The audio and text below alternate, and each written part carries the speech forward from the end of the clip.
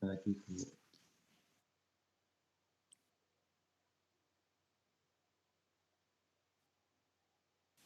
Ini, pada bangun kan ya?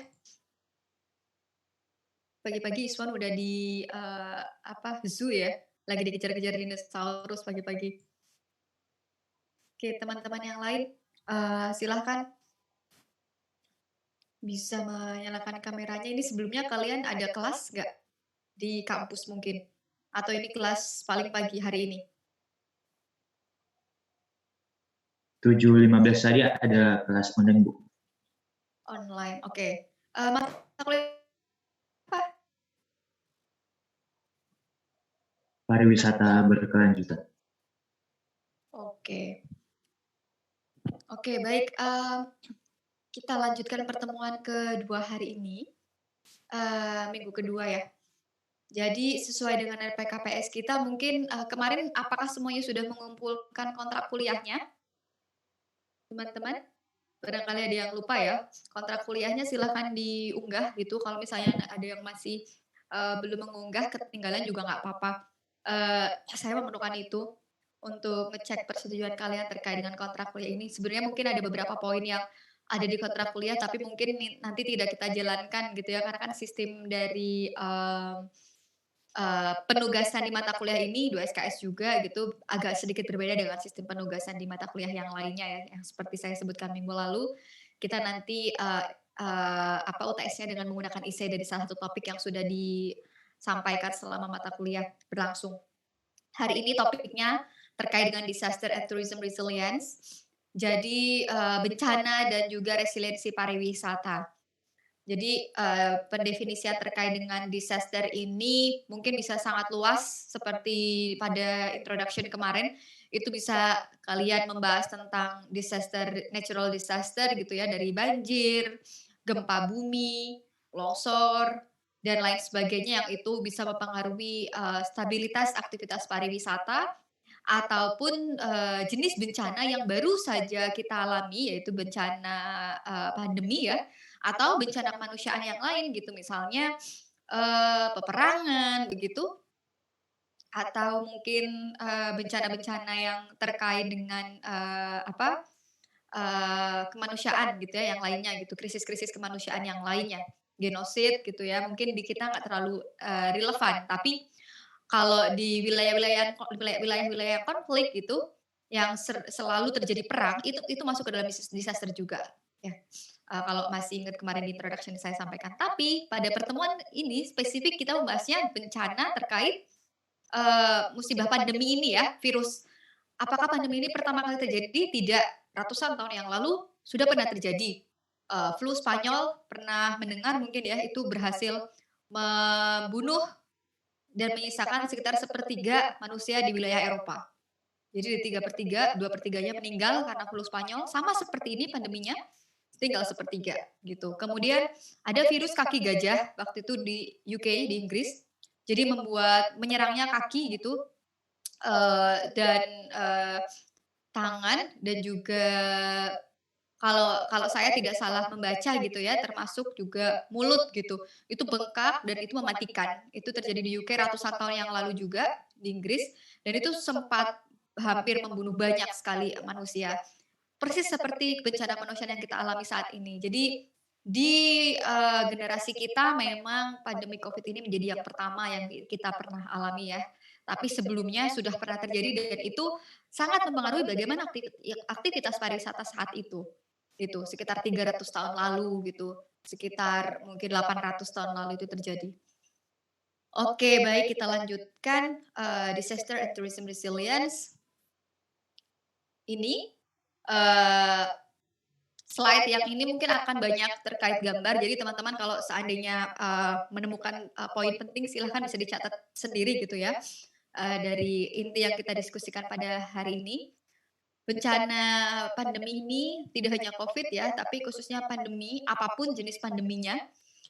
Kemarin baru kita diskusi pariwisata dan lingkungan ya, kita ngomongin tentang bagaimana hygiene sanitasi itu sangat mempengaruhi kita tidak bisa bermobilisasi kalau itu terganggu gitu. Salah satu bentuk dari higienitas itu ya ketika, aspek kesehatan ini diserang, ya udah lumpuh. Ini ada tanda pesawat gitu ya, di-stop, benar-benar tidak ada penerbangan sama sekali, border semuanya ditutup, antara satu negara dan negara lain tidak terhubung sama sekali.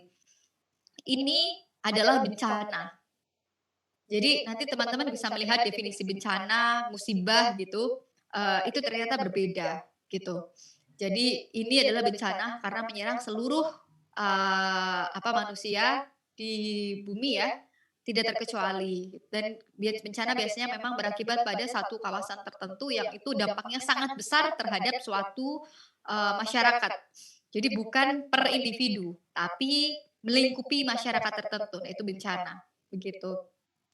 Kemudian kita lihat dalam masa pariwisata sendiri, dalam dalam ruang lingkup pariwisata sendiri, ini before and after pandemic, ada yang tahu ini di mana?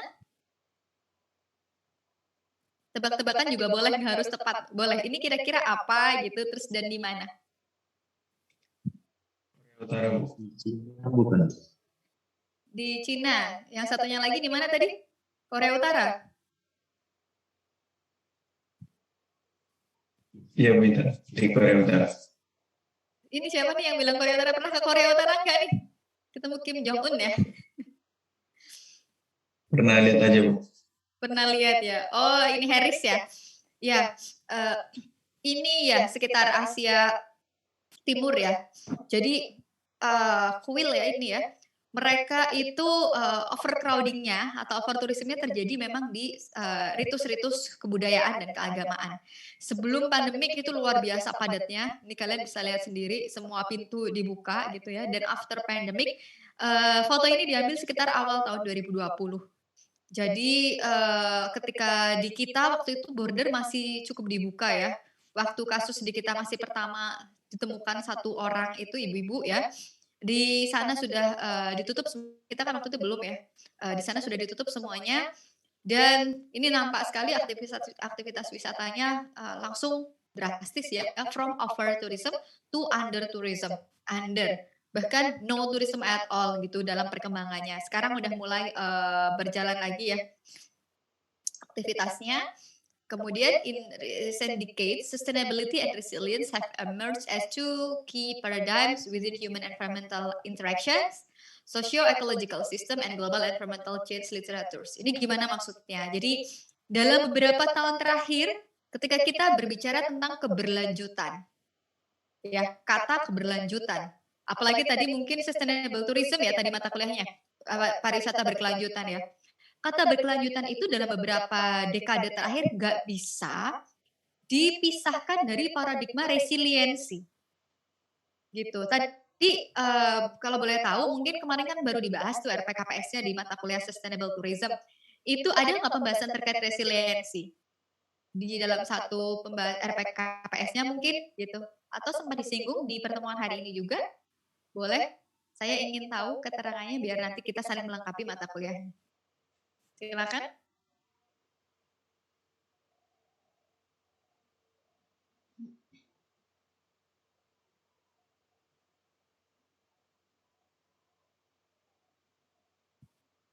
Ada yang ingat? Ini ada yang sambil buka-buka RPKPS Sustainable Tourism ya ini kayaknya ya. Dan ada yang sambil buka catatannya Sustainable Tourism gitu. Kalau memang nggak ada nggak apa-apa, sampaikan saja. Jadi ini akhirnya nanti untuk melengkapi ya karena tujuan isu-isu juga salah satunya itu gitu untuk melengkapi. Jadi teman-teman bahwa kenapa ngomongin sustainability tuh nggak bisa dilepaskan dari resiliensi. Kenapa nggak ngomongin keberlanjutan, ya udah keberlanjutan aja gitu. Toh satu aspek itu tuh cukup besar gitu, cukup perlu banyak pembahasan. Kenapa kok harus resiliensi? Karena ini, kata kunci itu antara sustainability dan juga resilience atau resiliensi, itu merupakan paradigma utama selama kita membahas tentang interaksi antara manusia dan lingkungan. Selama kita membahas tentang sistem yang ada di sistem sosial dan sistem lingkungan kita, sistem ekologi kita. Selama kita membahas tentang perubahan lingkungan secara global.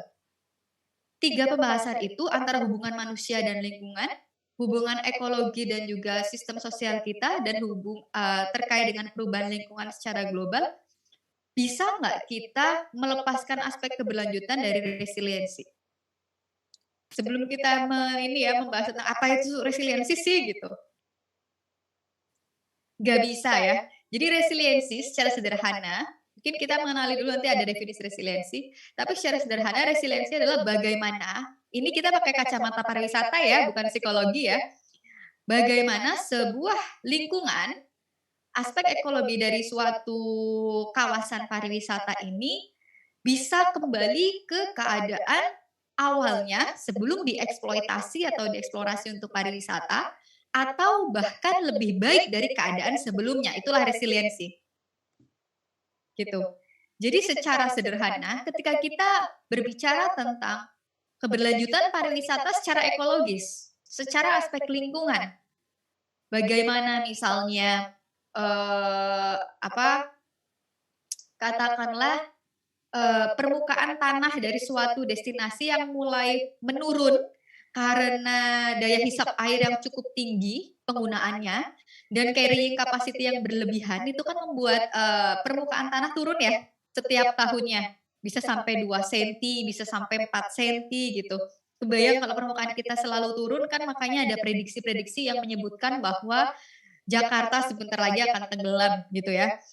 Jawa juga sangat memungkinkan untuk selanjutnya tenggelam. Nah, kita ngomongin bagaimana isu keberlanjutan itu nggak bisa dipisahkan sekarang dalam beberapa dekade terakhir ya mungkin 30 tahun belakangan, tidak dipisahkan dengan bagaimana kemampuan lingkungan itu, aspek ekologis itu untuk bisa kembali. Gimana caranya tanah yang udah turun ini 2 senti, kembali naik lagi jadi 2 senti, itulah yang disebut resiliensi. Atau bahkan naik melebihi dari 2 senti itu jadi 4 senti, itulah yang disebut dengan resiliensi secara ekologis, gitu. Bisa dipahami sampai sini konsepnya? Gitu ya. Jadi tadi penekanannya adalah selama ada interaksi yang membuat manusia mengeksploitasi lingkungan, interaksi antara manusia dan lingkungan, selama ada sistem sosial dan ekologi yang mungkin berubah gitu, baik itu berubah atau enggak sebenarnya selama ada, pembahasan terkait sistem ekologi yang digunakan oleh manusia dan selama ada perubahan lingkungan secara global, gitu akan selamanya kita ngomongin sustainability tidak akan terpisah dari resiliensi. Itu harus jadi satu kesatuan, gitu. Jadi kalau cuma sustainability aja, ya nanti dalam manifestasinya atau dalam, langkah strategis teknisnya, ya nggak bisa dilaksanakan, gimana tuh, konsep keberlanjutannya gitu. Seperti itu.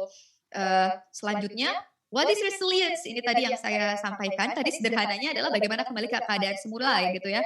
Tapi ini yang lebih rumitnya, lebih rumit karena kita berangkat dari, sejarah dari resiliensi dalam pariwisata itu sendiri itu seperti apa, dan perkembangannya itu seperti apa. Kita lihat definisi yang pertama, bahwa resilience, is the ability of systems to bounce back. To bounce back. Jadi, ini yang saya tandai merah-merah, ini keywordnya. Bagaimana resiliensi itu artinya sebetulnya kemampuan bounce back, kemampuan kembali after perturbations and or disturbances that destabilize the steady state. Pokoknya kemampuan kembali dari semua turbulensi, gangguan, bencana yang membuat keadaan yang semula stabil menjadi tidak stabil, gitu. Jadi apakah resiliensi diperlukan nih saat saat sekarang menghadapi pandemi untuk pariwisata, dibutuhkan nggak? Dibutuhkan, Bu. Kenapa? Soalnya kan karena adanya pandemi banyak sektor pariwisata itu benar-benar hampir lumpuh gitu. Apalagi dalam hal perekonomiannya kan. Jadi kayak dibutuhkan langkah kembali seperti dulu lagi. Oke, ya. Kita melihat bahwa ada keadaan yang berubah ya, dari keadaan yang semula stabil, katakanlah walaupun mungkin kunjungan wisatawan luar negeri itu nggak terlalu sesuai target kita, tapi stabil, ada kunjungan gitu. Sementara disturbance ini atau perturbations atau mungkin turbulensi terjadi gitu ya, hantaman keras sekali melalui pandemi, membuat kita tidak stabil. Tidak hanya tidak stabil ya, kalau tidak stabil kan ada goyang-goyang-goyang gitu ya, itu tuh langsung dihantam, jatuh, hancur kan, nol gitu. Tidak hanya tidak stabil tapi ya udah hampir mati gitu kan keadaan, pariwisata waktu itu. Nah, gimana nih kemampuan dalam sistem pariwisata kita untuk bisa kembali menjadi keadaan yang lebih stabil seperti pada semula. Itulah salah satu definisi resiliensi menurut Davodi 2012. Kemudian seperti yang saya sampaikan sebelumnya di pertemuan pertama kan sempat menyinggung resiliensi ya. Bahwa resiliensi ini kalau tadi Davodi ngomongnya secara sistem, kemampuan secara sistem untuk kembali seperti semula, tapi secara sejarah terminologi resiliensi ini tuh berangkatnya justru dari turbulensi terhadap lingkungan yang tadi saya contohkan, gitu. Jadi sebelum ada bencana-bencana mungkin kemanusiaan yang lain gitu, orang-orang melihat sebuah bencana dalam ruang lingkup pariwisata, itu bencananya hanya bencana ekologis semata, bencana lingkungan semata. Sehingga muncul konsep resiliensi ini pertama kali dikenalkan oleh Holling tahun 70-an ya, bahkan Holling sendiri menuliskan tentang ini itu berulang kali dia merevisi dirinya sendiri gitu, tapi memang tetap berangkatnya itu dari sejarah bagaimana turbulensi secara ekologis itu terjadi gitu. Indeed, when characterizing resilience, Holling demarcated between engineering and ecological resilience. Jadi resilience yang dimunculkan berbeda dengan Davodi yang munculnya ngomongnya sistem yang bisa kembali. Tapi kalau Holling ngomongnya gimana caranya resiliensi itu ya ukurannya dari engineering dan ecological untuk menuju keadaan kalau Davodi ngomongnya stabil, tapi Holling ngomongnya ke keadaan equilibrium. Ini ada titik equilibrium dulu di mungkin di mata pelajaran ekonomi ya. Ada yang masih ingat? Titik equilibrium itu titik apa? Masih Bu. Titik keseimbangan. Oke, iya, titik keseimbangan gitu ya. Jadi kembali kepada keadaan seimbang seperti sebelumnya secara ekologis after turbulence. While the latter concerns adaptation within particular thresholds, arguing that there is capacity for system to flip or morph into other stable states. Sebetulnya memang Holling juga ngomongin tentang keadaan yang stabil gitu ya, tapi dia menekankan pada equilibrium gitu. Equilibrium itu kan sebenarnya terminologi yang hanya bisa dicapai kalau ada measurement tertentu, ya nggak? Kalau ada ukuran-ukuran tertentu. Bisa nggak kalian ketika ngomong, kok keadaan saya lagi equilibrium nih gitu, secara diri, bisa nggak? Apakah equilibrium itu digunakan untuk merepresentasikan, keadaan diri yang sedang stabil gitu, saya lagi equilibrium nih gitu? Atau, oh kamu lagi not equilibrium ya gitu? Kayak anak Jaksel ya, bahasanya campuran ya. Tidak ya, equilibrium itu karena apa ya istilahnya, mensyaratkan ada beberapa measurement yang kemudian perlu untuk dipastikan. Untuk itu equilibrium ini digunakan oleh Holling dalam konteks resiliensi secara engineering, secara teknis gitu ya, dan juga secara ekologi, secara kapasitas lingkungan gitu. Jadi berbeda dengan Davodi yang dia mengatakan ability system to bounce back, dia tidak di dalam pemaknaannya dia tidak mensyaratkan suatu ukuran-ukuran tertentu yang betul-betul bisa dikuantifikasi. Sementara di Holling ini prinsipnya itu bisa dikuantifikasi. Gimana caranya supaya permukaan air tanah kembali sebanyak permukaan tanah kembali sebanyak 2 senti itu kan hal-hal yang bisa dikuantifikasi ya. Ya nggak? Perlu menambahkan misalnya pasir sebanyak berapa truk gitu ya, hitungannya kubik, berapa kubik pasir untuk menaikkan permukaan air tanah menjadi misal 2 senti gitu. Itu kan sesuatu yang bisa dikuantifikasi, itulah keadaan equilibrium gitu. Jadi itu yang sedikit membedakan, sampai sini bisa dipahami bagaimana jenis-jenis apa ya, beberapa definisi terkait dengan resiliensi gitu ya. Jadi memang berangkatnya dari lingkungan, ekologi yang itu kurang lebih terkuantifikasi untuk bisa menuju titik equilibrium dan resiliensinya itu terkait dengan ekologi dan juga teknis. Tapi dalam perkembangannya yang disebut resiliensi itu tidak hanya dalam keadaan ekologis Kita lihat bagaimana Spinner dan Bacon berbicara ya. Benchmarking for the examination of socio-ecological resilience in protected areas surrounded by small tourism-centered communities argues that there are inconsistency present in the way resilience is defined, conceived of, and applied. That vulnerability and resilience are two sides of the same coin is not lost on Spinner and Bacon, who assert that returning to previous equilibria might not be possible. Jadi di tahun 2014 nih Spinner and Bacon mulai mengkritik. Gitu. Ini titik poinnya. Jadi misalkan kelihatannya hanya 3 poin ini ya, tapi ada dinamika yang terjadi. Bahwa Spinner and Bacon ini mengkritik terminologi resiliensi yang sebelum-sebelumnya itu digunakan. Karena kalau kalian ketik resilience in tourism, itu definisinya banyak sekali. Banyak orang mendefinisikan terkait resiliensi karena kan konteks bencananya beda-beda ya. Jadi itu sangat mengaruhi bagaimana orang mendefinisikan resiliensi sesuai konteksnya gitu. Nah, Spinner and Bacon ini dia memberikan kritik. Ada nih inkonsistensi yang terjadi selama ini. Bagaimana resiliensi ini didefinisikan, dipahami, dan diterapkan. Gitu. Jadi dari pendefinisian, pemahaman, sampai penerapannya ini seringkali inkonsisten resiliensi ini kalau menurut Spinner dan Bacon. Setelah mereka melakukan riset untuk mengukur resiliensi aspek sosial ecological ya, ekologi dan juga aspek sosial di suatu small tourism centered communities di sebuah masyarakat pengelola pariwisata. That vulnerability and resilience are two sides of the same coin is not lost. Who assert that returning to bla bla bla bla gitu ya. Jadi ketika kita bicara tentang resiliensi juga, ini masih di pembahasannya Spinner dan Bacon, itu ada aspek-aspek yang membuat itu nggak konsisten kadangkala karena bagaimana pendefinisian terkait vulnerability, kerapuhan ya atau kerentanan dan kemampuan untuk kembali ke keadaan semula ini dua hal yang kemudian harus selalu juga diperhitungkan dan di satu tempat dan tempat lain itu berbeda equilibriumnya akhirnya. Yang satu rentan ya sebagai contohnya di satu wilayah rentan atau kerentanan, kita bicara lagi secara ekologis ya, kerentanan suatu tumbuhan di satu destinasi tertentu itu mungkin berbeda dengan tumbuhan di tempat lain gitu kan. Nah ini yang membuat kemudian dikritik nih sama Spinner dan Bacon. Ya nih akhirnya secara definisi, pemahaman dan aplikasi itu bisa beda banget nih definisi resiliensi. Apakah itu salah?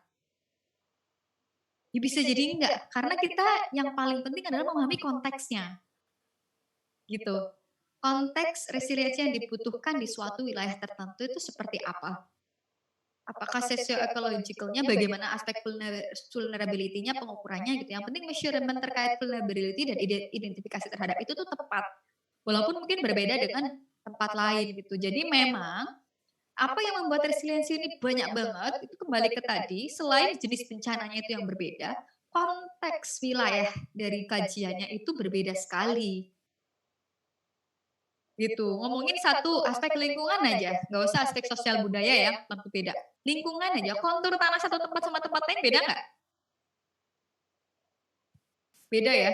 Misalnya nih, Alif memperbaiki atau mengurus salah satu proyek resiliensi pariwisata pasca gempa di wilayah Jawa Tengah. Alif ini ngurusinya di Semarang.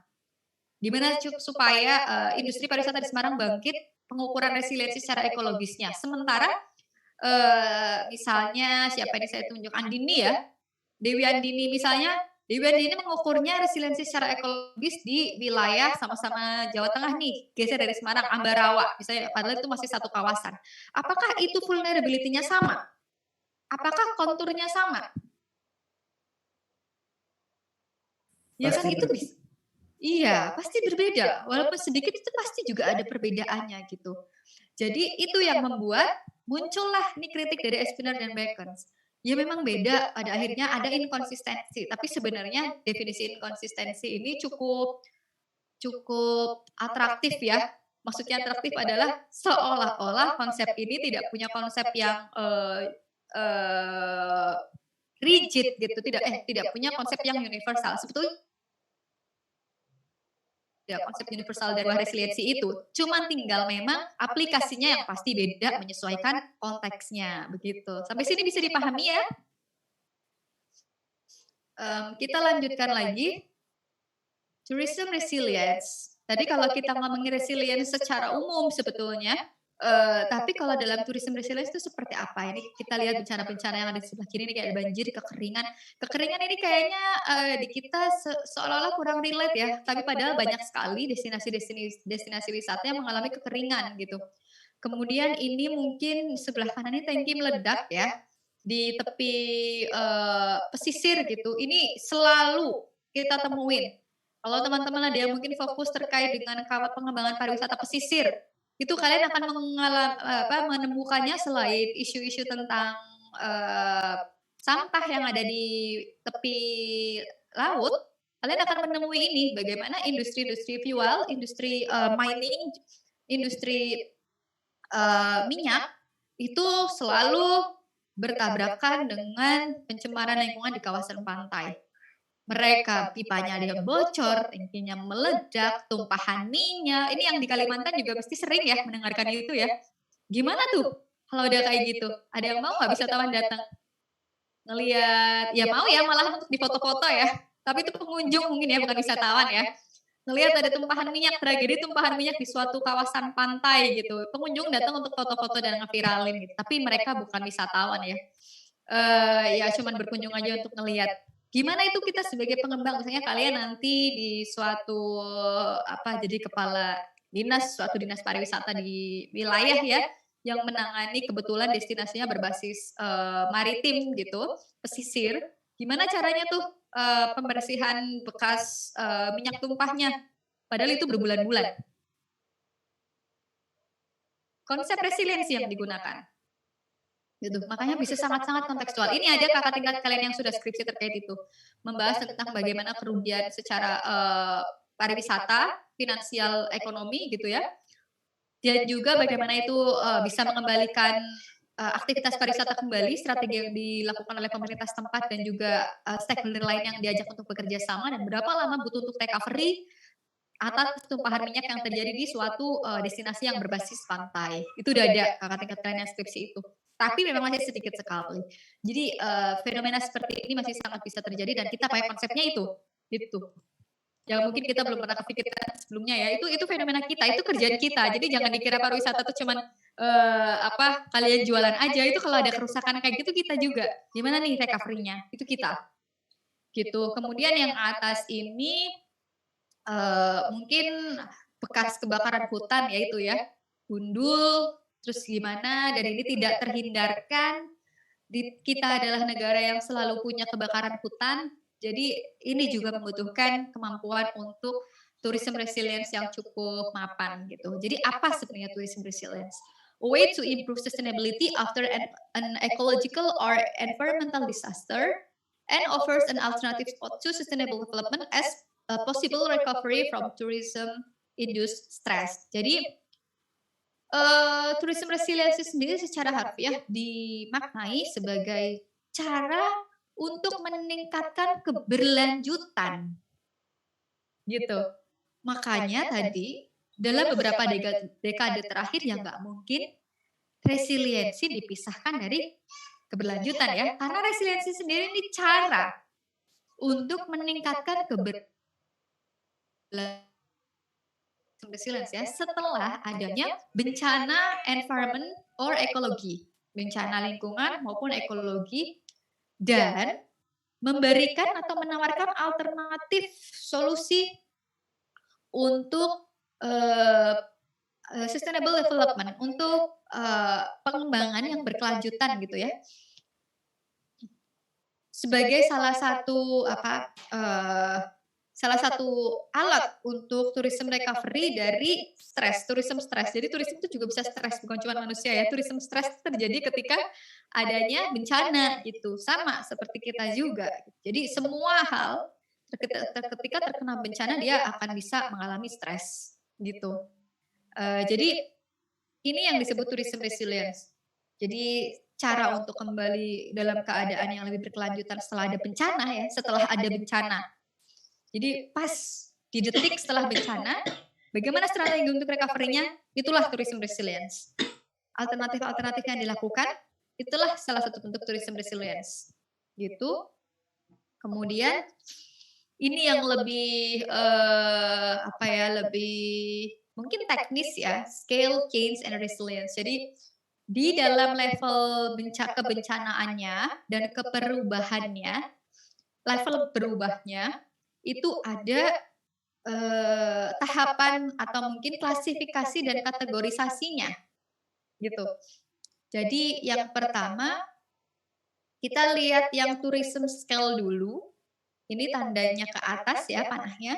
Dan sebelah sini ada change rate. Jadi skala pariwisatanya itu yang 1 dan 3 kalau teman-teman perhatikan ini adalah skala pariwisata yang lebih lokal, yaitu site dan juga individual. Gitu. Yang lebih bersifat lebih kecil ruang lingkupnya. Sementara di level yang 2 dan 4 ini yang bersifat kolektif atau yang bisa lebih ke region gitu, yang lebih besar secara skala pariwisata ya ini ya. Nah kemudian secara change rate-nya yang 1 dan 2 ini perubahan yang terjadi itu lambat atau dampak yang terjadi akibat bencana itu dampaknya dirasakan lambat, tidak langsung. Sementara yang 4 dan 3 ini dampak yang dirasakan akibat kebencanaan tersebut itu langsung, sudden shock. Nah, saya ingin tanyakan ini di 4 kuadran ini sebelum kita ke resilient issues atau indicators ya. Di 4 kuadran ini, silahkan berikan masing-masing satu contoh konteksnya itu di wilayah yang seperti apa. Ketika ada bencana, kita bahas nomor 1 dulu, silahkan ini yang mau berkontribusi. Slow change impacting site or individual tourism. Jadi ada bencana yang dia bisa membuat sebuah sistem pariwisata di level individu atau di level yang lebih lokal, yang lebih sempit itu dia akan berubah, tapi perubahannya itu secara slow sekali gitu, secara pelan-pelan, belum terasa, tapi itu sebenarnya udah ada, katakanlah bencana itu tuh sudah ada. Kira-kira apa? Ada yang mau memberikan contoh?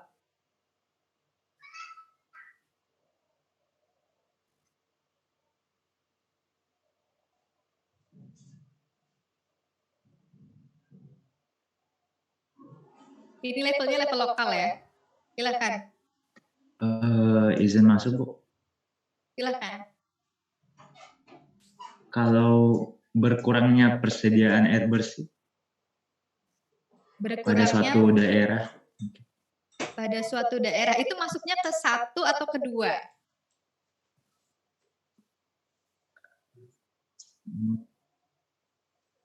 Ini kayak kalau dikasih kuis kayak gini mau nggak?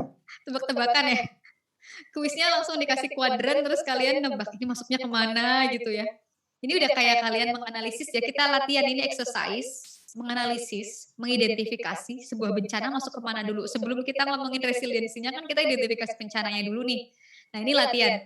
Kira-kira bencananya itu memberikan dampaknya itu, bencana itu banyak ya sebenarnya, tidak hanya bencana ini aja, tidak hanya bencana bencana alam, tapi semua hal yang bisa mempengaruhi stabilitas aktivitas pariwisata itu kita bencana. Silakan. Kalau ada suatu pekerja yang di PHK mungkin. Itu slow atau sudden? Oh iya. Gak apa-apa, terima kasih loh Iswan. Gak apa-apa, memang kita latihan bareng-bareng. Yang lain silakan. Kita main tebak-tebakan nih. Jangan takut ya, gak dosa dan gak dikurangi nilainya. Silakan. Kalau misalnya COVID-19 itu masuk nggak Bu di sudden shock? Iya, COVID-19 sudden shock, tapi yang sebelah mana? Yang 3, 4 kayaknya yang lebih ke 4 ya, Bu? Iya, itu COVID-19. Oke ya. Ini kita sepakati masuk ke 4 ya. Kalian tulis sendiri ya, saya nggak bisa nulis di sini. COVID-19 contohnya. Terus kalau yang lain nih tadi, yang nomor 1 ini belum ketemu nih. Slow change impacting site or individual tourism. Nomor 1 itu pemanasan global bisa nggak, Bu? Nomor 1 pemanasan global. Setuju nggak? Maaf, saya izin berpendapat kalau untuk yang pemanasan global menurut saya masuknya ke nomor 2, Bu. Maksudnya nomor 2 Karena impact-nya kan untuk seluruh dunia, bukan hanya untuk individu. Oke, iya. Pemanasan global masuk ke nomor 2 ya, slow change. Jadi dia pelan-pelan slowly affected human, tapi dia secara kolektif, secara keseluruhan. Jadi nomor 2 ini tadi pemanasan global, nomor 4 ini tadi COVID-19. Ya, tinggal nomor 1 dan 3. Ayo diobral silakan. Izin bertanya Bu Intan. Silakan. Kalau misalnya bencana itu ke skalanya kota bukan negara, itu masuknya ke site atau ke community, Bu Intan?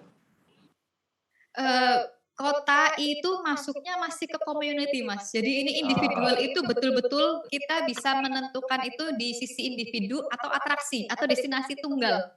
Tuh, gitu. Jadi sesuatu yang tidak sistemnya itu tidak terintegrasi. Nah, itu individu definisinya. Jadi misalnya ke Taman Pintar tok gitu ya. Ini salah satu contoh destinasi aja.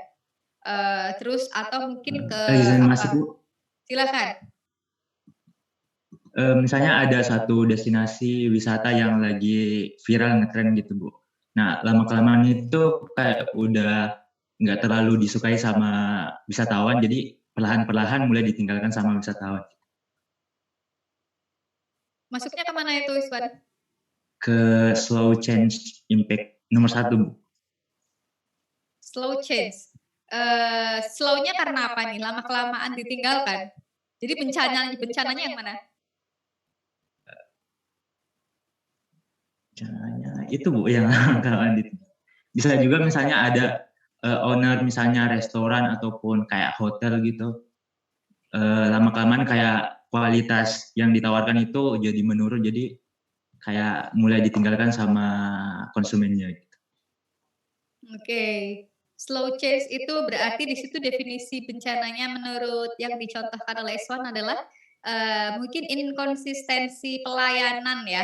Bencananya adalah inkonsistensi pelayanan di level atraksi gitu sehingga lama-lama akan berubah gitu ya. Akan ada katakanlah bencana yang dampaknya itu belum dirasakan sekarang gitu, yang semula enak terus jadi nggak enak ya. Jadi kalau berdasarkan yang dicontohkan Iswan ini teman-teman yang punya kafe, punya restoran gitu ya, hati-hati pelayanannya jangan inkonsisten karena itu bisa jadi bencana, slow change impacting site atau individual tourism ya. Itu masuk secara contoh ya. Jadi bencananya adalah ketika dia atau kita sebagai provider itu tidak secara konsisten memberikan pelayanan yang mungkin prima begitu ya, baik secara produk maupun secara hospitalitasnya begitu. Ya mungkin salah satunya itu, tapi mungkin sederhananya ini nanti yang nomor 3 silahkan dilengkapi ya teman-teman. Sederhananya yang lain adalah kalau misalnya ada perbaikan fasilitas di level suatu atraksi gitu, perbaikan fasilitas pelan-pelan gitu ya. Itu masuknya ke sini. Tapi perbaikan itu bukan karena bencana loh, memang perbaikan gitu, perbaikan aja, bukan perbaikan atas recovery yang sudden gitu, enggak. Kan kadang-kala ada ya, misalnya lift yang udah tua gitu ya kan nyicil diperbaiki pelan-pelan, terus mana lagi gitu, semacam itu, maintenance gitu. Terus yang sudden shock impacting site or individual tourism nih sudden juga, tapi levelnya ke satu destinasi, atraksi gitu atau individu.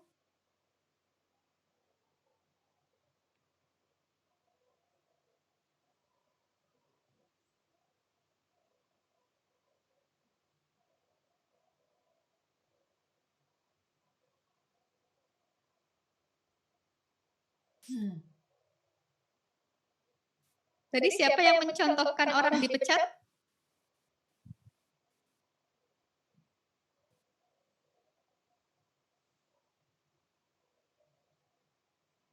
Tadi sudah ada loh yang menyebutkan pemecatan. Saya Bu. Iswan ya? Itu orang dipecat itu sudden. Dan itu levelnya level ke individu gitu, level ke atraksi. Jadi misalnya, bencananya berarti apa? Apakah bencananya adalah pemecatan? Ya pemecatan bisa didefinisikan sebagai bencana karena mungkin nggak stabil gitu ya. Tapi bencananya mungkin lebih ke apa ya namanya?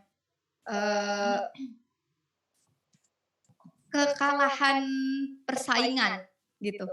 Kekalahan persaingan antara satu destinasi dan destinasi lain membuat dia ya udah sudden shock gitu. Dipecat dan kemudian yang tidak satu atraksi itu ya, satu destinasi tersebut. Yang menjadi contoh mungkin beberapa kali saya pernah menyebutkan konflik yang sekarang entah ya sekarang mungkin konfliknya dibekukan atau sebetulnya berlanjut di bawah tanah terkait desa Selopamioro dan juga Heha Riverview yang semula akan ada pengembangan Heha Riverview. Ada yang masih ingat atau mungkin baru dengar lagi gitu? Ada yang bisa menceritakan, membantu saya menceritakan konteksnya? Heha Riverview, bukan Skyview. Rencana pembangunan Heha Riverview di desa Selopamioro, Bantul.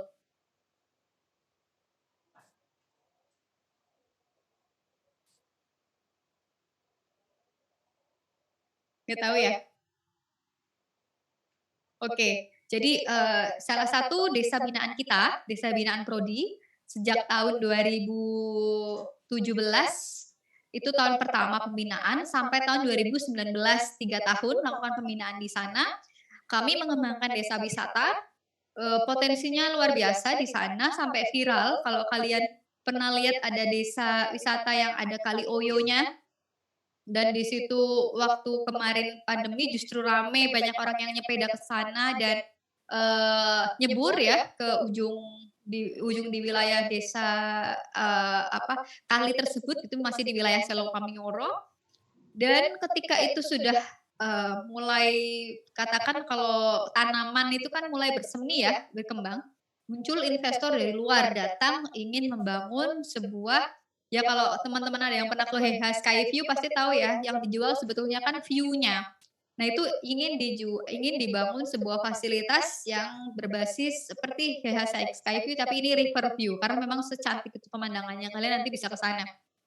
Dan itu sudah ada pembebasan lahan untuk investasi secara private itu. Dampaknya apa? Yaitu itu kan ada terjadi persaingan ya walaupun sekarang belum dibangun tapi sudah mulai ada akuisisi lahan. Begitu dan kemudian aktivitas wisata yang sudah dirintis jauh-jauh hari selama 3 tahun ya di desa Selopamioro tersebut berhenti. BUMDes-nya tidak kompak lagi, Pokdarwisnya secara informal bubar, itu kan berarti terjadi sudden shock impacting site or individual tourism karena attraction loss gitu. Jadi sebetulnya tadi kalau teman-teman jeli ini di kanan itu ada resilience issue-nya. Ini keyword-keyword yang bisa untuk membantu kalian menemukan contoh-contoh yang bisa digambarkan pada 4 kuadran ini. Gitu. Jadi nomor 1, slow change impacting site or individual tourism ini ada facilities and service decline. Jadi pengurangan fungsi atau penurunan fungsi dari suatu atraksi destinasi. Nah, itu kan berarti indikatornya harusnya ada maintenance program gitu. Jadi isunya apa? Kemudian problem solvingnya apa gitu. Kemudian yang kedua ini climate change and globalization ya tadi ya disebutkan juga ya. Nomor 2 itu climate change betul. Dan itu nanti indikatornya apa untuk menyelesaikan itu dengan nature and cultural conservation. Kemudian yang ketiga tadi major attraction loss. Tadi contohnya yang terjadi di desa Selopamioro ya, dia major attraction loss. Karena kan sudah tidak boleh beroperasi lagi selama akuisisi tanah untuk lahan Heha Riverview itu. Jadi apa kemudian solusinya? Salah satunya economic training and diversification. Jadi gimana caranya desa Selopamio SDM-nya diberikan training untuk bisa menawarkan, mungkin ya kalau memang sudah nggak bisa dipertahankan lagi lahannya, ya mau nggak mau dia jadi pendukung aja, aspek pendukung dari pariwisata gitu. Nah, SDM-nya di training untuk ke arah sana atau membentuk atraksi wisata yang lebih diverse, yang lebih melengkapi dan berbeda dengan apa yang ditawarkan oleh katakanlah pesaing besarnya begitu. Kemudian yang keempat, nature and human disasters. Yang keempat ini tadi COVID ya, itu social and economic support system. Padahal disasters-nya ini dari alam dan juga dari manusia ya, bencana alam atau bencana kemanusiaan ya. Tadi ada COVID, ada misalnya gempa bumi tadi, tapi justru cara problem solving yang muncul di sini adalah social and economic support system. Bisa ada yang mau berpendapat enggak? Ini bencananya itu nature and human disasters, tapi yang muncul penawaran problem solving-nya menurut ini Holding masih yang nyusun itu social and economic support system. Kenapa?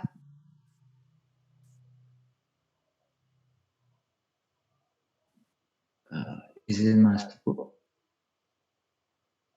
Silakan. Dari sisi human disaster-nya kan misalnya kalau ada bencana, banyak misalnya penutupan lahan pekerjaan seperti waktu pandemi COVID-19 kan. Nah itu jadi kayak dibutuhkan social support dari misalnya ada dibuat pelatihan-pelatihan kepada masyarakat, kepada para pekerja yang di PHK mungkin. Nah untuk economic support system-nya karena misalnya ini nature-nya itu ada bencana gitu. Dari misalnya gedung, ada gempa bumi Bu. Terus gedung-gedungnya itu kayak runtuh gitu. Jadi dibutuhkan support ekonomi untuk bisa membangun kembali hal yang telah runtuh tersebut. Ya, jadi memang Adit silakan Adit. Pencet ya? Ya. Oh, kirain kepencet. Izin masuk Bu terkait dengan solusi dari nature atau human disaster yang menghasilkan social dan economic super system. Saya menarik mungkin pengalaman pribadi dan juga teman-teman di masa pandemi ini.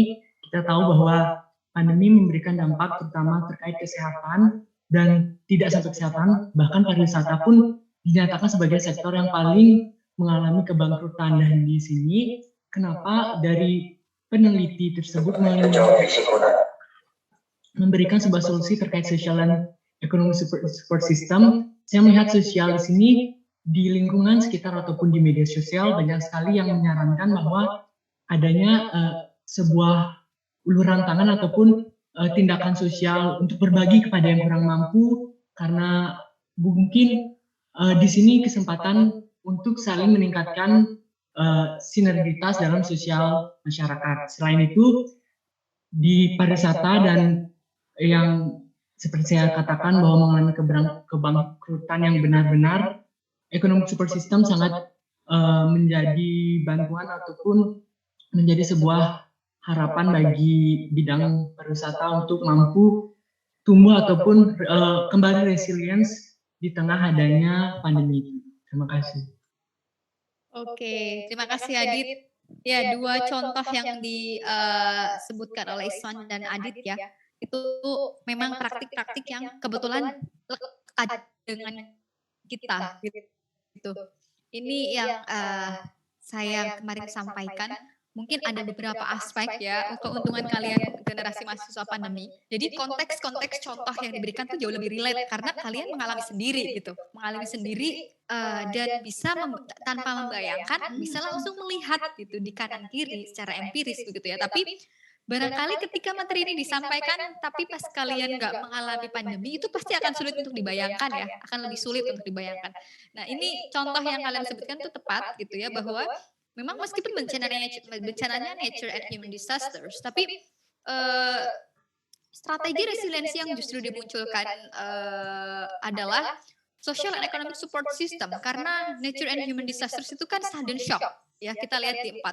Sudden shock impacting community and collective tourism.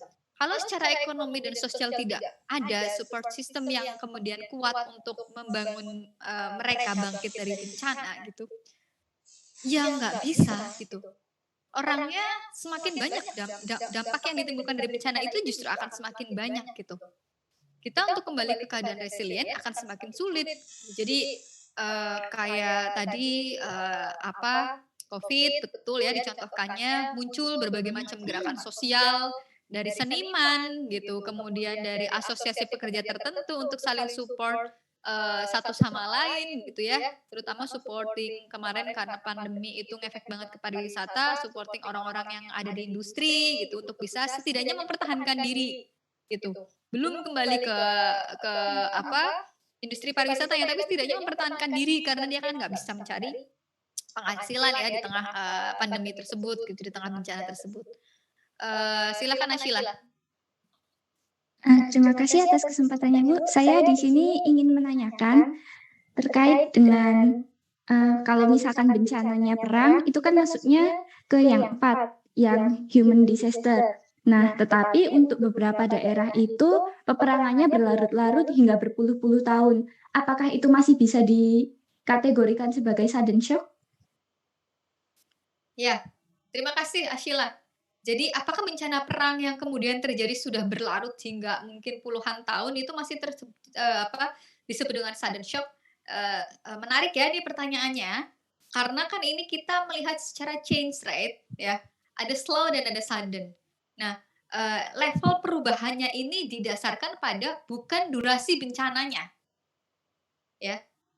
Penekanannya bukan pada durasi bencananya, tapi pada perubahan yang dirasakan oleh suatu komunitas ataupun suatu individu setelah bencana itu datang atau bersama bencana itu datang. Gitu. Jadi mungkin untuk perang gitu ya, walaupun perangnya mungkin 10 tahun, 25 tahun, tapi perubahan itu akan tetap sudden kan, akan tetap terasa langsung kan, cepat gitu, langsung diterima oleh masyarakatnya kan di perang itu, karena misalnya gini, yang namanya perang kan tujuannya untuk pembunuhan kan, untuk memenangkan suatu kepentingannya dengan cara mungkin salah satunya pembunuhan gitu, genosida dan lain sebagainya. Itu sudden nggak? Dampak ke manusianya sudden nggak? Sudden ya, meninggalnya tetap meninggal langsung gitu ya, gitu. Jadi kurang lebih seperti itulah secara sederhana gambarkannya. Jadi meskipun itu durasinya panjang sekali perangnya, tapi selama dampak yang diterima kepada manusianya atau kepada lingkungannya itu langsung gitu, itu adalah sudden. Gitu. Jadi mau misalnya gempa bumi, gempanya sampai nauzubillah gitu ya, 1 jam itu kan lama ya. Itu apakah masuknya ke sudden atau slow? Ya jelas sudden tetap. Walaupun durasinya lama banget ya, itu jelas sudden karena kan dampaknya langsung. Yang dimaksud slow ini adalah ketika dia dampak ke lingkungan ataupun ke manusia yang hidup di lingkungan tersebut, itu dampaknya pelan-pelan sekali. Gak kerasa, tahu-tahu, oh iya ya, kok saya ternyata begini gitu. Jadi bukan terkait durasi tapi terkait dampak yang diterima langsung atau tidak langsung ya dari lingkungan karena kepada lingkungan dan manusia dari bencana yang muncul begitu. Kemudian the Baik, spirit Bu, terima kasih. sama-sama Ashila. Ini kemudian the sphere of tourism resilience. Bola resiliensi pariwisata. Bola aja ya, nggak pakai bola-bola. Jadi ini posisinya tuh seperti apa sih? Sebenarnya ini sama seperti apa ya? Seperti chart yang lain, diagram yang lain, hanya ini menjelaskan tentang penjelasannya itu sebentar. Ini ketutupan ya. Saya nggak bisa ngilangin itu slide kalian bentar. Ini gimana sih supaya kalian nggak kelihatan tuh? Bisa.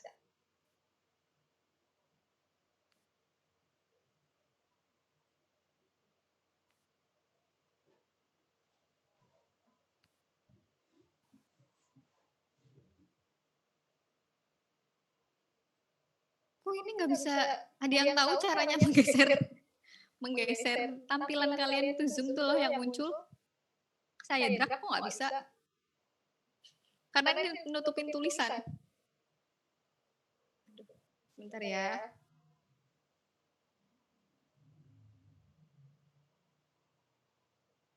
Oke, saya keluarkan dulu aja. Ini aneh banget, nggak bisa di ini.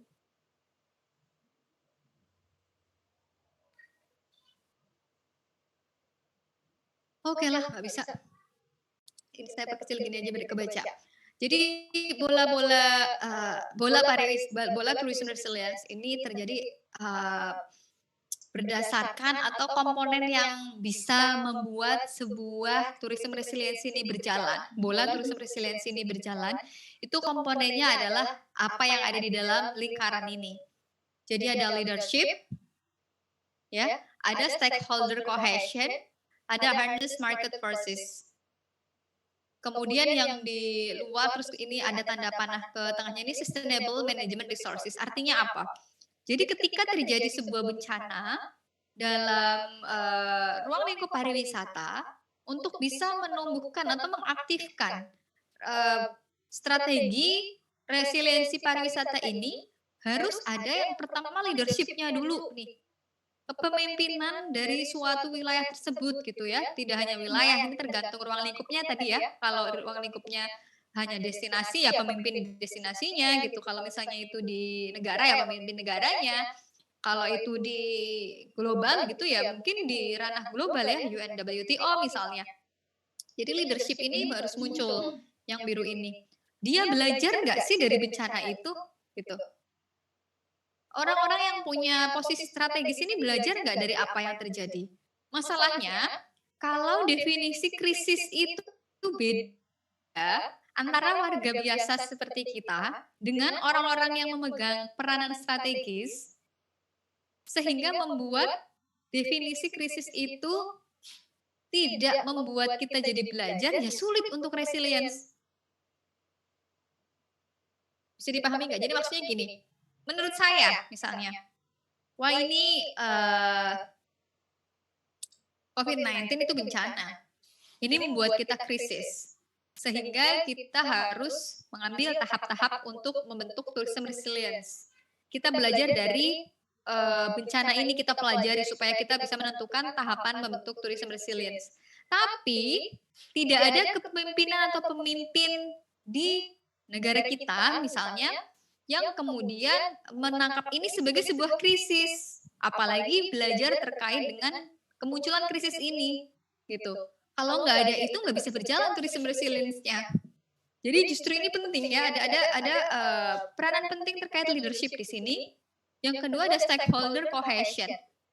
Jadi ketika kemudian dipahami bahwa seorang leader ini memahami kemunculan krisis bencana di suatu wilayah yang itu mengakibatkan stabilitas pariwisata terganggu, leadership ini bergabung kemudian dengan bagaimana kerjasama dan kohesi antar stakeholder, dan komandonya itu ada setelah leadershipnya itu muncul.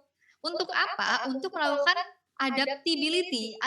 adaptasi. Ayo kita para stakeholder bergandengan untuk beradaptasi. Kita belajar dari bencana yang kemudian muncul, gitu. Kita pelajari, kita susun strategi, gitu.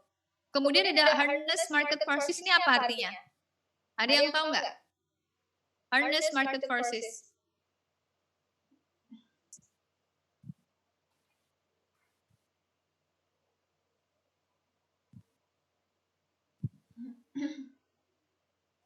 Izin masuk Ibu.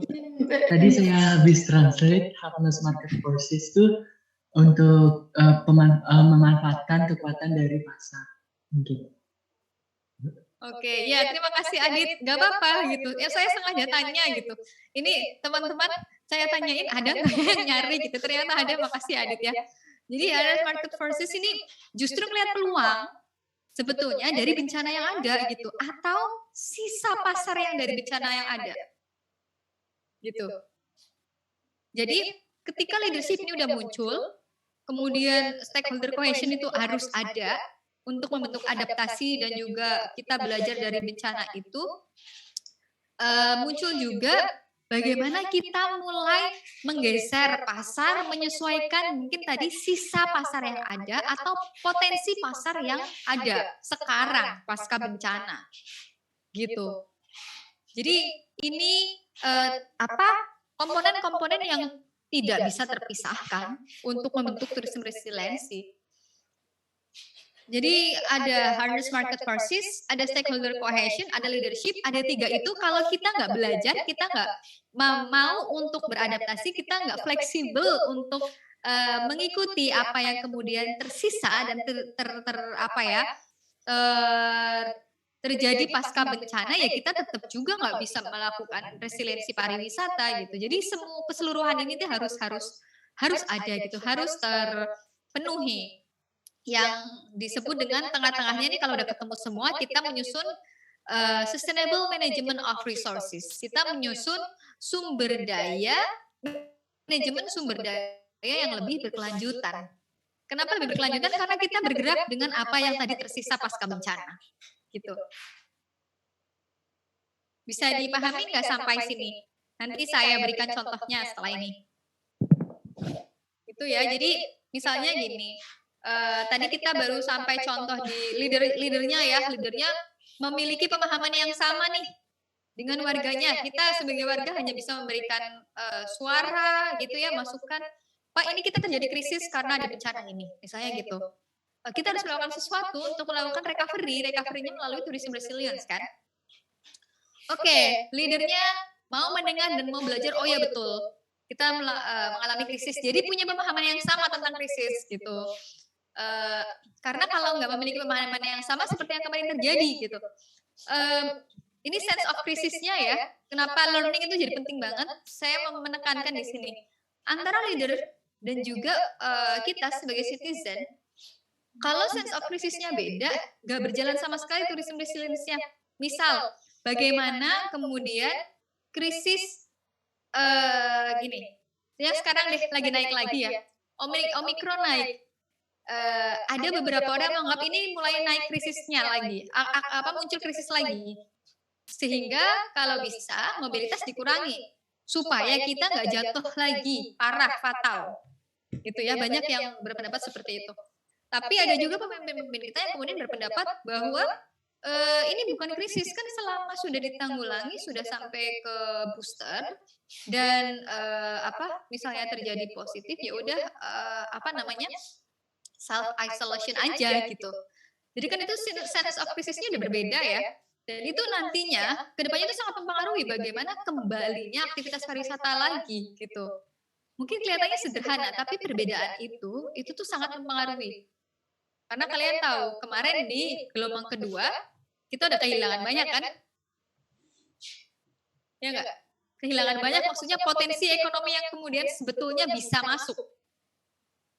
Kalau kita lihat strategi yang dilakukan oleh Eropa, bahkan mungkin New Zealand sampai hari ini belum dibuka loh, sama sekali. Mereka fokus ke perbaikan internal. Sampai sekarang mereka belum dibuka, gitu.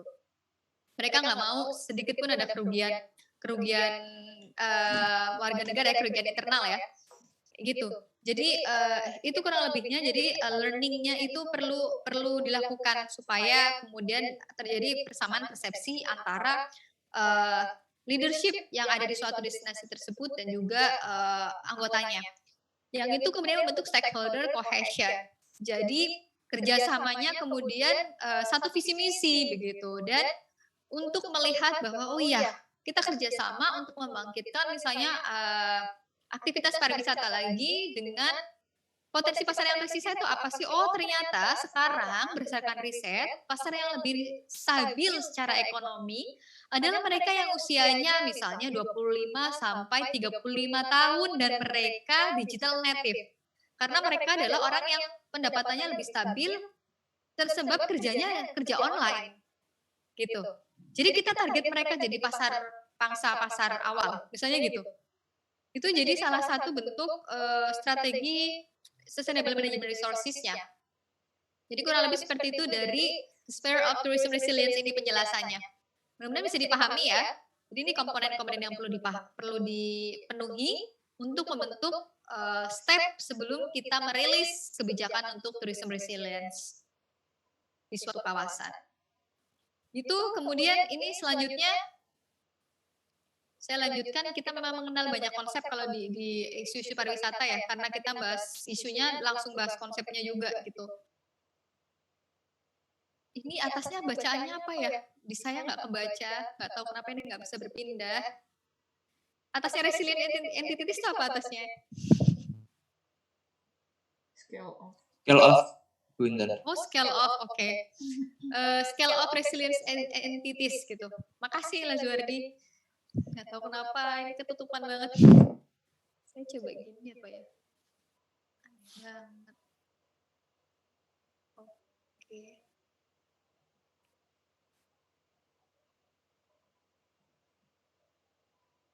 Atau biarlah gini aja, nggak bisa. Scale of resilience entities. Jadi tadi kalau kita mengenal bahwa individu sama community itu bedanya apa ya? Tadi ditanyakan ya sama Lazuardi juga. Ini ada scale of resilient entities. Entitas dari skala pengukuran resiliensi itu apa aja sih gitu. Ini kalau dari konteksnya memang bisa dari benar-benar level individu secara harfiah ya. Individu personal. Saya gedein lagi ya. Soalnya nggak kelihatan di saya tuh. Nah, kemudian ada family ya bawahnya, ada family. Kemudian ada bisnis, ada community, ada society or country, ada ekosistem atau bioregion, dan sampai ke planet gitu. Karena kan tadi kita membahasnya sejarah resiliensi itu dari ekologi ya, dari lingkungan. Jadi ini bisa sampai ke planet, sampai ke satu bumi gitu. Dan ini skalanya dari mulai yang sangat kecil sampai yang keseluruhan. Jadi sangat beragam. Kemudian tourism sistemnya, tourism scale-nya sama change rate-nya. Kalau yang tadi itu slow change ke community atau kolektif dan juga ke individu. Dan ini skala sudden shock sama slow shock-nya ke public sama private gitu. Jadi public tourism sama private tourism sebenarnya hampir sama kayak yang tadi, tapi ini lebih ke kepemilikan turismenya, ke pengelolaan turismenya, bedanya itu. Jadi private tourism ya kayak misalnya Jatim Park gitu ya mungkin.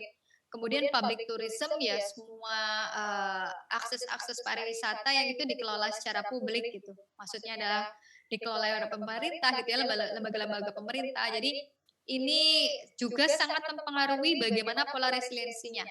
Ya enggak, tentu milik pemerintah mungkin justru bisa lebih cepat atau bisa lebih lambat dalam recovery-nya. Karena kan mungkin secara administrasi lebih rumit ya untuk membenahi sesuatu.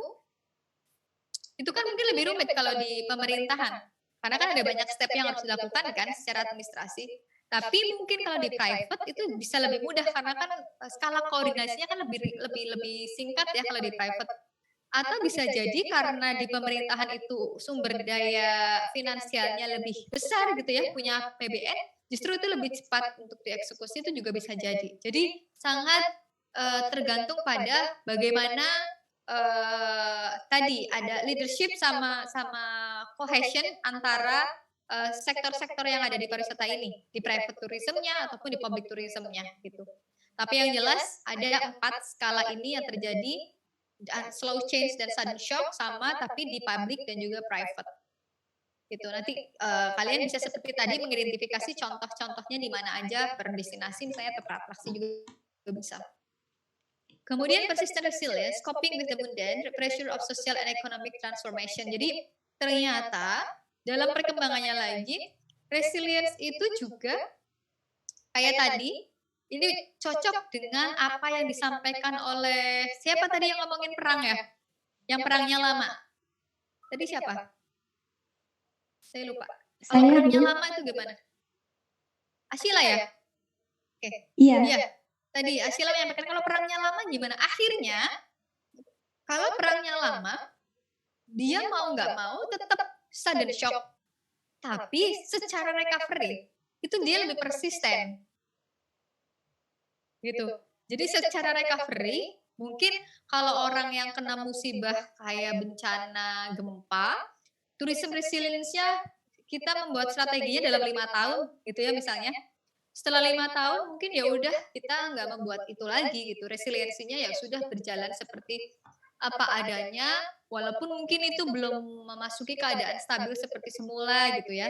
Tidak ada koreksi dan lain sebagainya, tidak ada urgensi untuk mengkoreksi keadaan-keadaan yang sudah berjalan. Tapi di wilayah-wilayah konflik ini mungkin mereka melakukan persistent resilience karena mau nggak mau dalam setiap harinya mereka menghadapi pressure itu. Menghadapi pressure baik sosial, ekonomi maupun budaya. Jadi strategi untuk resiliensi pariwisatanya misalnya selama 5 tahun. Tapi kita tetap perang terus deh. Kita nggak tahu deh perangnya sampai kapan. Oh ternyata sampai 25 tahun ya udah masih perang terus. Akhirnya mereka melakukan persistent resilience yaitu kemampuan untuk bertahan, untuk bounce back yang kayak gitu terus. Yang penting kita bisa bertahan. Tapi ya udah kalau misalnya nggak bisa keadaan stabil nggak apa-apa. Yang penting seenggaknya bertahan gitu aja terus lah nggak apa-apa gitu. Ngerti nggak? Yang penting nggak mati gitu. Ini yang disebut persistent resilience karena tadi durasi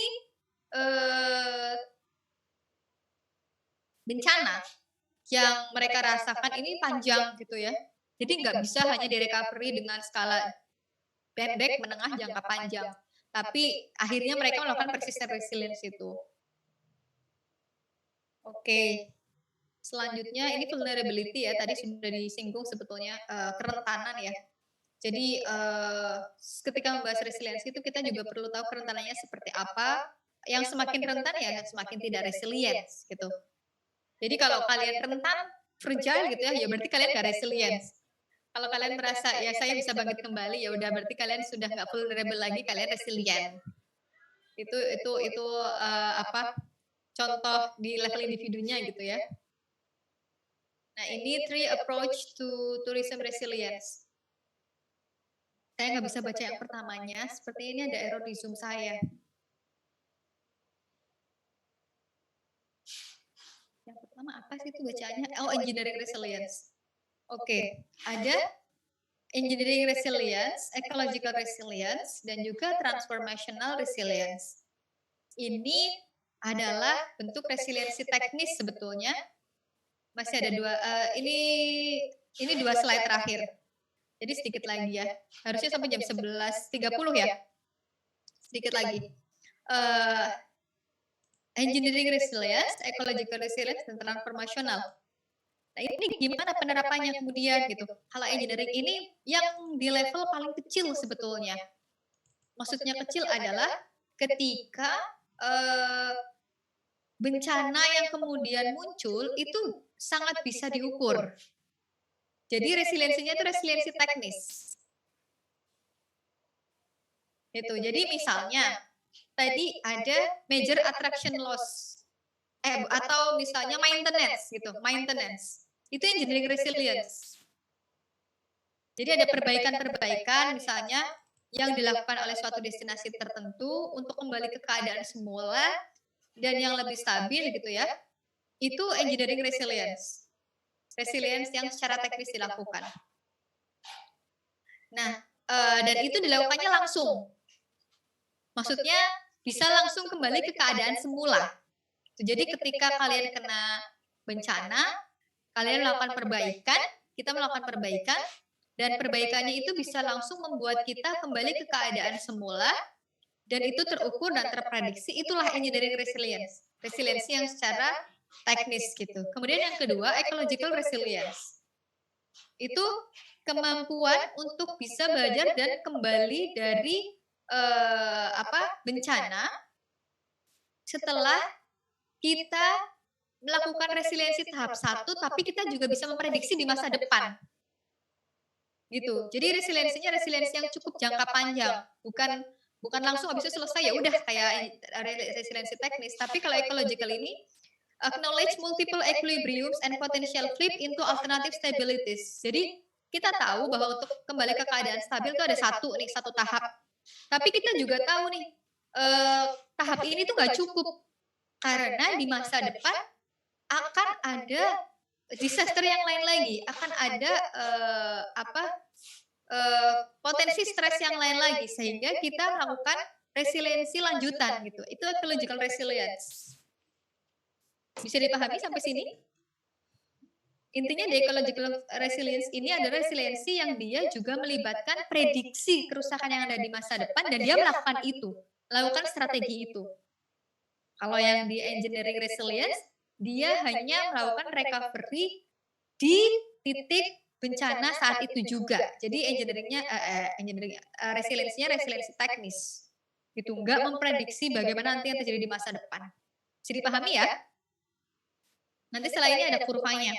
Kemudian transformational resilience, ability to evolve, transform, and adapt over mixed time.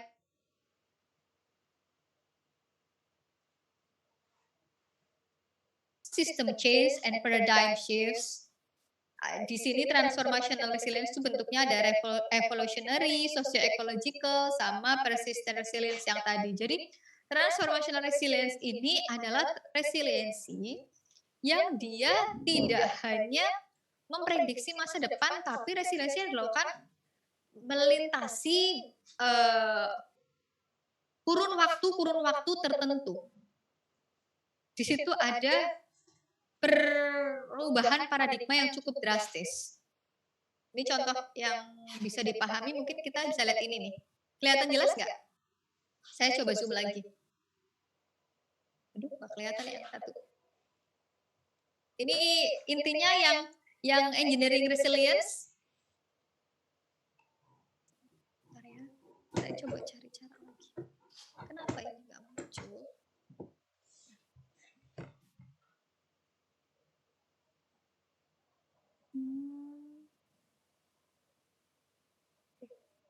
Tetap nggak muncul. Intinya kalau yang di engineering resilience ini di layar kalian cuman kelihatan satu stresnya ke bawah kan? Ya nggak? Satu posisi grafik turun ke bawah satu kali, ya nggak? Time 1. Ya. Nah, itulah engineering resilience. Jadi ketika ada satu kali bencana, kita mencoba untuk merecovery di satu waktu itu saja dan langsung kita recovery. Itulah engineering resilience.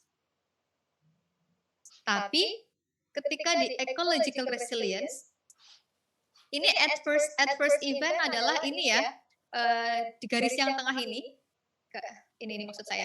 Garis yang tengah ini, bisa kelihatan ya kursor saya? Ini adalah keadaan semula sebelum ada bencana.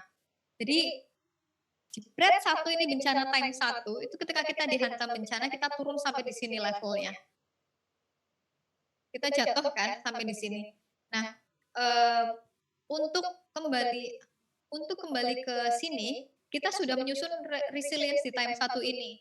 Tapi kita tahu di masa depan itu kita sudah memprediksi akan ada bencana lagi. Jadi ketika penyusunan ini, time 1, kita juga menyusun strategi untuk resiliensi di masa depannya sekaligus time 2. Jadi kita udah tahu ada gempa, karena misalnya ya, ini langsung contoh aja. Merapi siklusnya yang pertama kita tidak mengenali. Merapi gempa itu setiap meletus ya setiap 5 tahun misalnya. Terus kita melakukan perbaikan di kawasan sekitar lereng Merapi, destinasi sekitar lereng Merapi. Tapi perbaikannya itu tidak hanya untuk mengembalikan keadaan semula di hari itu aja, tapi untuk prediksi kita perbaikan untuk 5 tahun ke depan ketika nanti akan ada letusan lagi, itu gimana caranya? Gitu. Jadi misalnya nanti destinasi-destinasi udah mulai dibuat alat-alat yang untuk melindungi dari misalnya ya abu yang datang gitu. Terus bangunan-bangunan yang dibangun itu sengaja sudah lebih tahan gempa berapa skala Richter ketika ada letusan Merapi kembali datang gitu misalnya gitu. Atau mungkin titik-titik kumpul ketika nanti 5 tahun ke depan atau 10 tahun ke depan itu akan ada bencana, tapi di sini lagi ada wisatawan yang kumpul, akan seperti apa mitigasinya. Nah itu tuh masuk ke ecological resilience juga. Terus kemudian gimana caranya penanaman misalnya pohon kembali ya di atraksi-atraksi yang kemudian pasti di situ nanti akan kejatuhan lahar misalnya gitu, atau sungai yang nanti kena lahar dingin. Kan kita bisa prediksi karena kemarin kena terus besok kena lagi. Jadi gimana seperti apa rekayasa ekologisnya di wilayah tersebut. Nah, itu tuh udah mulai diprediksikan di ecological resilience. Bisa dipahami sampai sini? Kalau dia nggak jelas bisa ditanyakan ya. Bisa lebih mudah dipahami nggak setelah dikasih contoh? Lumayan ya. Ini saya nggak dengar suara apa-apa ini. Mau dengar dong, silahkan. Bisa, Bu. Bisa ya Iswan ya. Ini kenapa Iswan bisa ya sambil ketawa-ketawa?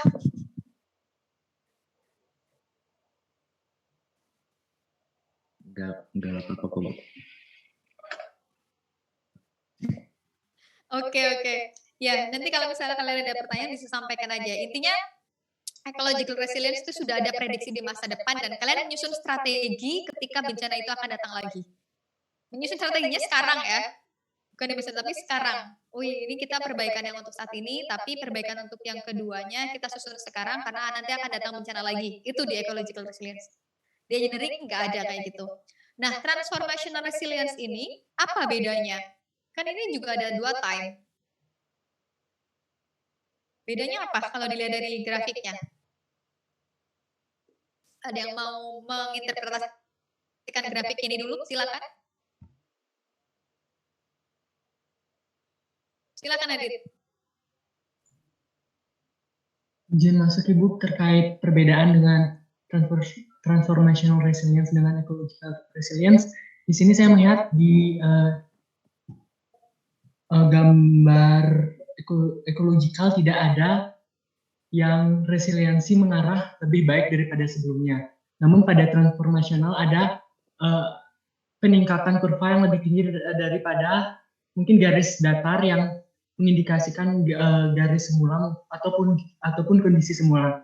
Jadi hal itu yang menurut saya menjadi pembeda dari kedua diagram tersebut. Terima kasih, Bu. Ya, terima kasih Adit. Iya. Jadi di transformational resilience itu mereka sudah tidak lagi membahas tentang gimana caranya kembali ke keadaan seperti semula.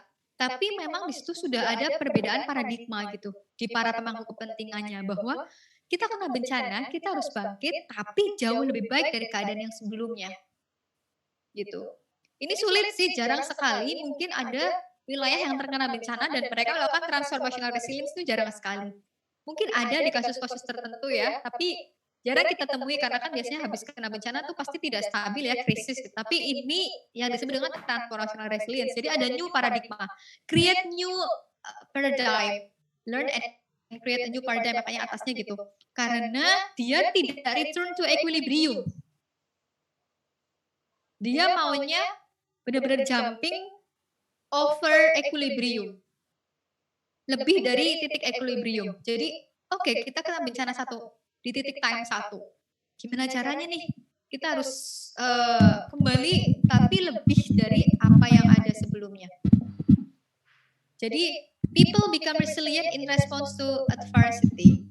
Disturbance include both acute shocks and chronic slow burns, tools bla bla bla bla. Dan ini di sini ini suara siapa ya?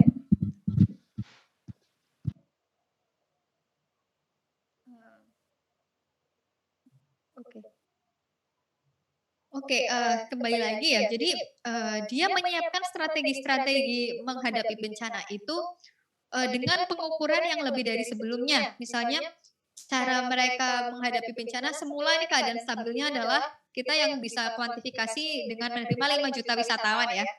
Sebelum kena bencana kita bisa menerima 5 juta wisatawan internasional. Terus kita kena bencana. Oke, kita rapat, tadi ada leadership, ada stakeholder cohesion, kemudian kita lihat market yang sekarang ada. Gimana caranya kita nyusun strategi untuk kita kembali, tapi kembalinya dengan mendatangkan 10 juta wisatawan. Bisa dipahami sampai sini contohnya? Jadi semua strategi dan juga program kerja yang dilakukan untuk mengembalikan posisi itu mengarah kepada sesuatu yang lebih dari keadaan equilibrium gitu. Semua sumber daya juga diarahkan untuk itu, termasuk sumber daya ekologi diarahkan untuk itu, mendapatkan 10 juta wisatawan jauh seperti sebelum kita kena bencana. Dan selanjutnya mereka juga termasuk memprediksi kemungkinan bencana yang nantinya akan datang lagi dan mereka menyusun juga strategi yang sama untuk terus naik dan thriving. Naik gitu. Ada nggak sih yang seperti ini? Pernah dengar nggak kalian? Ada suatu negara atau mungkin destinasi yang habis kena bencana parah, tapi mereka justru lebih meledak setelah kena bencana. Meledak maksudnya dalam arti jauh lebih sukses setelah kena bencana malahan. Silakan. Jepang bukan Bu waktu Hiroshima dan Nagasaki itu. Ya, Jepang menjadi salah satu contoh transformational resilience. Mungkin Hiroshima Nagasaki itu kan sudden shock yang cukup besar ya, tapi sebetulnya mereka juga punya natural disaster yang konsisten. Mereka itu gempanya luar biasa, ya enggak? Tapi kunjungan wisatawannya kayak gimana? Selalu meledak dan lebih meledak dari yang sebelumnya kan? Gitu. Apakah menurut kalian anime-anime yang ada di Jepang itu hanya sebatas kultur saja?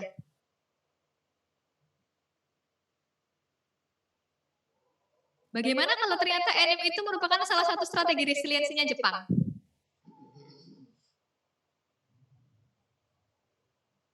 What? Iya. Karena kan resiliensi itu tidak hanya ke ekologis ya, ke seni-seni kan tadi kita belajar ya, tapi juga ada socio-ecological, ada cultural resilience juga. Jadi sumber daya budaya di Jepang itu juga sudah digunakan untuk menjadi strategi atau alat untuk resiliensi gitu. Jadi dia mendatangkan wisatawan lebih tingginya itu tidak hanya atraksi yang semata-mata berbasis alam gitu ya, tapi juga atraksi-atraksi lain gitu. Sehingga Jepang menjadi salah satu contoh yang dia melakukan transformational resilience yang cukup persisten ya, persisten resilience juga mereka. Mungkin itu contoh-contohnya. Silakan mungkin ada 1-2 pertanyaan sebelum saya tutup pertemuan hari ini, teman-teman. Kira-kira bisa dipahami nggak ini jenis-jenis resilience yang tadi kita diskusikan?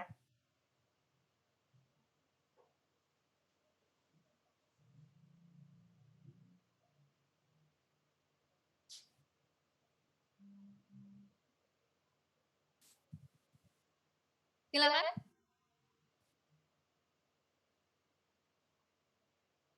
Ini nggak ada yang tanya berarti mudeng semua ya? Paham semua ya?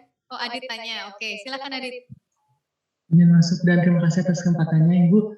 Mungkin saya ingin bertanya terkait the sphere of tourism resilience.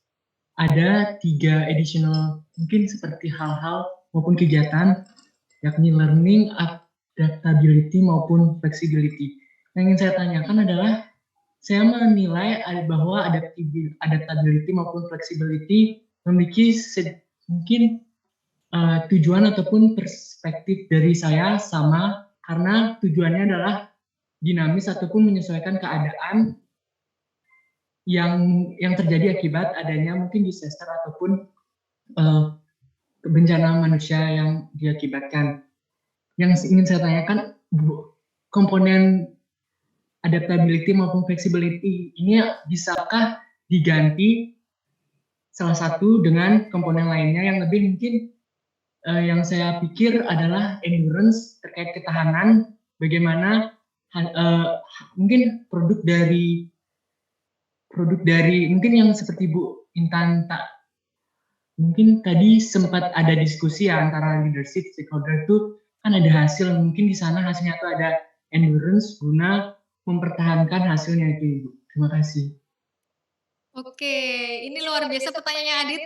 Pertanyaan menggugat sekali ya. Terima kasih Adit. Jadi apakah kemudian ada komponen-komponen yang the sphere of tourism resilience ini bisa kemudian diganti ketika adaptability dan flexibility ini sebenarnya sudah memenuhi komponen semuanya ya. Kemudian sustainable management resources itu sudah terbentuk, tapi ketika itu kemudian diaplikasikan dan muncul kemudian terminologi yang mungkin dibutuhkan yaitu endurance gitu. Apakah endurance itu bisa masuk? Nah, ini kemudian masuk ke pembahasan kita yang tadi, Adit. Yang terakhir kita bahas. Jadi the sphere of tourism resilience ini bisa sangat bisa kontekstual dan bukan berubah, tapi menyesuaikan dengan jenis resiliensi yang akan kita lakukan. Gitu. Ini karena Adit tanya ya kita jadi menjelaskan ke sana. Ini makasih Adit pertanyaannya. Jadi the sphere of tourism resilience ini adalah dasar dari dasar dari satu grafik ini, satu grafik engineering resilience misalnya. untuk melakukan engineering resilience, kita minimal memerlukan satu tadi aspek-aspek yang meliputi dan komponen yang ada di the sphere of tourism resilience tadi ya. Di situ ada adaptability dan juga ada flexibility. Tapi kemudian ketika ini ada di transformational resilience atau ecological resilience, yang dia melakukan tourism resilience-nya lebih dari satu kali. Lihat time frame-nya. Time frame-nya ada time 1, time 2, bahkan sampai ke recovery kalau yang di ecological, kalau yang di transformational ini sampai ke thriving gitu ya. Ini kan lebih dari satu time frame ya. Nah ini pasti perlu endurance di situ, Adit. Gitu. Karena kenapa perlu endurance? Karena dia di time 1 sudah pengalaman. Ketika diimplikasikan satu sustainable management resources, oh iya, ini kayak gini satu kali, kemudian kita perlu prediksi untuk di masa depan, di 5 tahun ke depan misalnya di time frame 2 itu akan seperti apa. Di situ, during the process itu ada endurance-nya. Jadi di situ juga bisa masuk. Tapi kalau baru pertama kali sudden gitu ya, sudden shock, pertama kali kita melakukan resilience, saya pikir endurance belum bisa masuk. Itu baru bisa ketika dia berpengalaman pada tourism resilience yang sebelumnya pernah dilakukan. Gitu. Jadi dalam katakanlah sekarang kita sudah berpengalaman karena kita menghadapi bencana COVID-19, bencana besar, dan kita mungkin melakukan saat ini sebetulnya termasuk salah satunya kemarin itu sempat ada kebijakan ini ya, subsidi tiket gitu ya. Kemudian sekarang mulai muncul pembatasan karantina yang lebih dipersingkat gitu ya. Itu kan salah satu bentuk engineering resilience. Yang itu muncul saat itu juga. Ya kan, saat krisis itu datang. Tapi untuk kedepannya ketika kita mulai sekarang nih di engineering resilience, apakah pemerintah kita hanya berhenti di engineering resilience? Nanti kita akan melihat kebijakan yang akan muncul selanjutnya. Teman-teman akan bisa memprediksi apakah akan mengarah ke ecological resilience. Artinya pemerintah sudah bisa memprediksi ketika nanti ada krisis yang kedua itu seperti apa. Kalau sampai ternyata kebijakan-kebijakan yang muncul nggak mengindikasikan adanya ecological resilience, berarti endurance-nya perlu dipertanyakan gitu sebenarnya. Karena nanti ketika ada krisis yang kedua akan seperti apa? Apa kita akan kayak gini kelabakan lagi? Gitu ya, kurang lebih bisa dipahami ya, Adit ya? Baik, bisa, sangat-sangat bisa. Terima kasih Bu Intan. Iya, sama-sama. Terima kasih juga pertanyaannya, Adit. Silakan, mungkin pertanyaan yang lain. Karena kalau kalian tanya jadi semakin banyak ya kita maksudnya eksplorasinya, contoh-contoh kasusnya gitu. Kalau nggak tanya, ya kita merasa cukup dengan apa yang kita diskusikan gitu kadang-kala. Pertanyaannya bisa apa aja ya, silakan teman-teman. Saya izin bertanya, Bu. Silakan. Mungkin ini lebih kepada hal yang bersifat teknis sih, Bu. Yang masalah leadership-nya tadi. Misalnya kan ini pengalaman pribadi sih, kan kemarin Lion Air itu sebelumnya itu bagasinya berbayar ya Bu. Lion Air, tapi tiba-tiba kemarin kan waktu mau ke Jogja saya udah mau naik Citylink. Tiba-tiba Lion Air itu ubah kebijakan kalau nggak salah per September atau per Oktober gitu 2020 kalau bagasinya itu udah gratis 20 kilo. Nah sebelum-sebelumnya itu nggak gratis, tetap kayak mengikuti kebijakan sebelumnya, padahal kan pandemi ya Bu, kayak pasti orang-orang bakalan lebih milih ke Citylink yang harga tiketnya tuh masih 11-12 tapi gratis bagasi lah. Nah apakah dari kayak lambat banget gitu langkah yang diambil dari pimpinannya Lion Air, apakah itu termasuk leadership-nya itu kurang baik atau seperti apa? Mungkin seperti itu. Oke. Langkah adaptasi gitu ya, langkah adaptasi yang dilakukan oleh langkah adaptasi yang mungkin dilakukan oleh sebuah perusahaan melalui kebijakan yang mereka keluarkan untuk konsumen gitu. Apakah itu menandakan leadership dari perusahaan itu kurang baik?